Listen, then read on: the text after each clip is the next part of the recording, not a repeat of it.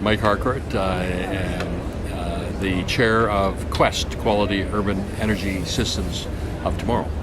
Quest is important because it's a collaborative that allows people from different viewpoints, from the fossil fuel industry, the renewable industry, developers, the private sector, all governments, the federal government, provinces, municipalities, Aboriginal governments, universities, think tanks, non-government organizations, to look at energy and the role that it plays in creating sustainable cities and communities. So it's a terrific opportunity for people to come together and to integrate what we call integrated community energy solutions into a sustainable city and community strategy to change the way we think about housing, transportation, sewer, water, waste management, electricity, heating, cooling, all the things that energy does, and integrate it into all those very important parts of a sustainable city strategy. And how many Earths were you saying we would need to support? If we live like Detroit, which is shrinking, I mean, they solved it in Detroit by shrinking from 1.8 million people to 700,000. That's not a very healthy solution. So the mayor of Detroit's going to mothball a third to half the city and turn it back to farms and forest, or parkland. And but if we live the way we consume in North America, with a single-family house as the goal and 2 cars or 3, and squandering all kinds of energy that comes from coal or hydrocarbon sources, we need 4 Earths if China and India were to follow the way we do cities in North America. 95% of us live in or around 120 big, medium-sized cities. So that should be the focus. And what should be public policy right through governments is to put in place a sustainable city strategy to transition the very non-sustainable lifestyle we have now to being sustainable. Then integrate energy by way of an integrated community energy set of solutions. And we have a goal at Quest, a mission of having every community in Canada have a sustainable city strategy and an integrated community energy set of solutions by 2030. The basic principles that we operate from is to look at demand, look at different sources of supply, to get involved first in energy conservation, huge opportunities. Second is what's called exergy, which is an engineering term for use the right energy source for the right purpose. Like, you shouldn't use electricity to heat water or space. You use it for plug-ins, like the camera here, and use renewables, use green design, use a different way of getting energy for water, for heating space. So exergy is the second principle. Third, we waste a whole bunch of heat in buildings and industrial processes. Recapture that and reuse it. Fourth, use local sources, distribute them at source into the surrounding neighborhood by having either district energy systems, which all throughout Scandinavia now use solar, wind, biomass, geothermal sources. Get involved in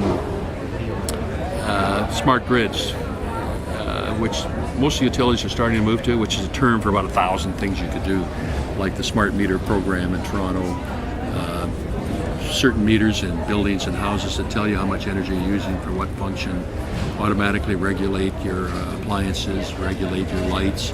There's a whole series of things that you can do there in terms of the appliances you use being low energy, low flow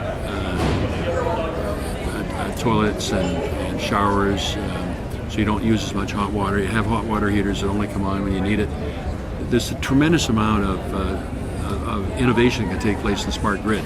So those are the principles we operate from, and then we're working throughout the country through local caucuses that Quest has in each province and territory to develop local solutions. I handed in a report called the National Role in Canada's Cities and Communities. I did that on behalf of Prime Minister Martin, handed it in to Prime Minister Harper, and we said 3 things. 1, start with each place, because each place in Canada is different. You can't cookie cutter a solution out of Ottawa.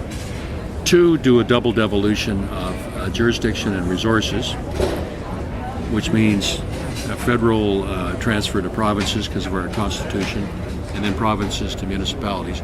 Everybody working on the same sustainability strategy for Guelph or Vancouver or Pouce Coupe, and double the $4 billion a year the federal government is now putting into cities. Invest another $4 billion. Have provinces that match that with $4 billion, and municipalities with new revenue sources like congestion charging, carbon tax, carbon cap and trade, and focus it into building up the transportation system so that people can see the results. So in Toronto, for example, where it's costing you $6 billion a year to sit in gridlock on the Gardiner Expressway, if you were to invest and upgrade your transit system and have your roads and your bridges be tolled, but put back into multi-purpose roads, for bus only, for HOV lanes, for if people want to take a single car, one person, during rush hour, they pay for it. And then plow it back though. So there's a need for about $123 billion to be invested back into crumbling, aging city infrastructure, municipal infrastructure. We should, over the next 10 years, spend $12 billion plus a year, because Toronto and Montreal are in a mess right now. They've got huge problems beyond most cities. 30% of the country's economy. They've got to make sure they work. The carbon tax should be targeted. People reject it now because they just see it going into government coffers to expand government. I think it should be a flow-through and targeted back into increasing public transportation, increasing walking, cycling opportunities, increasing alternative cars, electric car grids,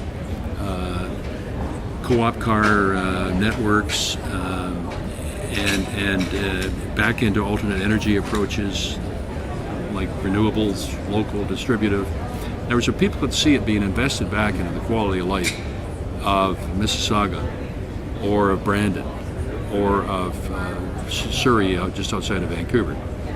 I think there'd be some appetite. But just to say, hey, charge me more tax without having it have a really good public policy basis to it, aside from it would discourage people from using hydrocarbons and deal with our climate change issue. But you get that if you do a sustainable city strategy, like Guelph's doing.